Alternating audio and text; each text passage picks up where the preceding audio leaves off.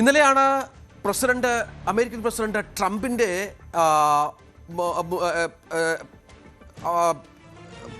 Trump വളരെ പ്രധാനപ്പെട്ട ഇടപെടൽ യുദ്ധവുമായി ബന്ധപ്പെട്ട് നടത്തുകയും തുടർന്ന് ട്രംപ് ഇടപെട്ട് ഇസ്രായേലും ഇറാനുമായുള്ള യുദ്ധം അവസാനിപ്പിക്കുകയും ഇരു രാജ്യങ്ങളോടും ആവശ്യപ്പെടുന്നു നിങ്ങൾ യുദ്ധം അവസാനിപ്പിക്കണമെന്നുള്ളത്. ഇസ്രായേലിന് വലിയ മുന്നറിയിപ്പ് നൽകുന്നു. ഇനി ഇത്തരത്തിൽ താൽക്കാലികമായി നിർത്തിവെച്ചതിന് പിന്നാലെ നിർത്തിവെക്കണം. അത് മാത്രമല്ല, ട്രംപ് പറഞ്ഞു വെച്ചത് വളരെ പ്രധാനപ്പെട്ട മറ്റൊരു കാര്യമുണ്ട്.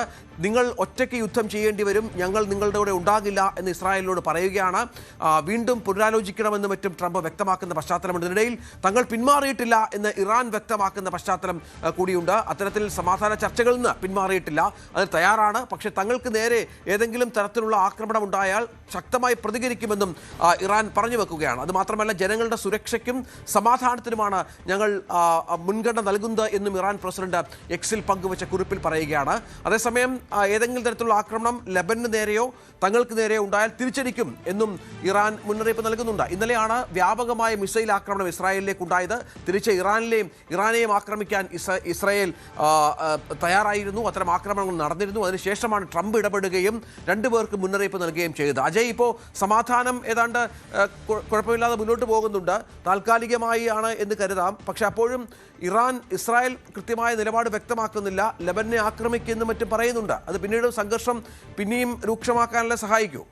തീർച്ചയായിട്ടും രഞ്ജിത്ത്, ഇപ്പോൾ ഇറാൻ പുതിയൊരു നിർദ്ദേശം മുന്നോട്ട് വെച്ചതോടെ ഇസ്രായേൽ കൂടുതൽ പ്രതിസന്ധിയിലായിരിക്കുകയാണ് എന്ന് നമുക്ക് വേണമെങ്കിൽ പറയാൻ സാധിക്കും.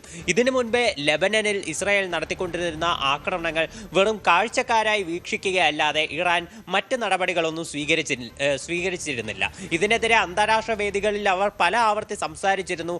അതുപോലെ തന്നെ യു എസുമായിട്ടുള്ള സമാധാന കരാറിൽ ലെബനന് നേരെയുള്ള ആക്രമണങ്ങൾ അവസാനിപ്പിക്കണമെന്നുള്ള വ്യവസ്ഥ കൊണ്ടുവരാനും ഇറാൻ ശ്രമിച്ചു. അല്ലാതെ നേരിട്ട് ഇസ്രായേലിനെ എതിർക്കാൻ ഒന്നും ഇറാൻ ഇതുവരെ പോയിരുന്നില്ല. പക്ഷേ 2 ദിവസം മുൻപേ അവരുടെ നിലപാട് പൂർണ്ണമായിട്ട് മാറ്റുകയായിരുന്നു. തുടർന്ന് ഇസ്രായേലിലേക്ക് ശക്തമായിട്ടുള്ള ആക്രമണം ഇറാൻ നടത്തി. തിരിച്ച് ഇറാനിലേക്കും ആക്രമണം ഇസ്രായേലിന്റെ ഭാഗത്തു നിന്നുണ്ടായിരുന്നു. അതിനുശേഷം ട്രംപിന്റെ അഭ്യർത്ഥനയെ മാനിച്ചുകൊണ്ടാണ് ഇറാനും ഇസ്രായേലും ഒരു വെടിനിർത്തലിന് തയ്യാറായത്. ഇറാനാണ് ആദ്യം വെടിനിർത്തൽ പ്രഖ്യാപിച്ചതായിട്ട് അറിയിച്ചത്. അതിന് മണിക്കൂറുകൾക്ക് ശേഷം ഇസ്രായേലും വെടിനിർത്തൽ പ്രഖ്യാപിച്ചുകൊണ്ട് ഉത്തരവിറക്കുകയായിരുന്നു. ഇസ്രായേലിന്റെ പ്രധാനമന്ത്രിയായിട്ടുള്ള ബെഞ്ചമിൻ നെതന്യാഹു കഴിഞ്ഞ ദിവസം രാത്രി മാധ്യമങ്ങളെ കണ്ടിരുന്നു. അപ്പോൾ അദ്ദേഹം മാധ്യമങ്ങളോട് പറഞ്ഞത് തൻ്റെ സുഹൃത്തായിട്ടുള്ള പ്രസിഡന്റ് ഡൊണാൾഡ് ട്രംപിന്റെ അഭ്യർത്ഥനയെ മാനിച്ചുകൊണ്ട് ഇസ്രായേൽ ആക്രമണങ്ങൾ നിലവിൽ നിർത്തിവെക്കുകയാണ്. ഇറാൻ കഴിഞ്ഞ കുറച്ച് മണിക്കൂറുകളായി ഇസ്രായേലിന് നേരെ പുതിയ ആക്രമണങ്ങൾ ഒന്നും തന്നെ നടത്തിയിട്ടില്ല.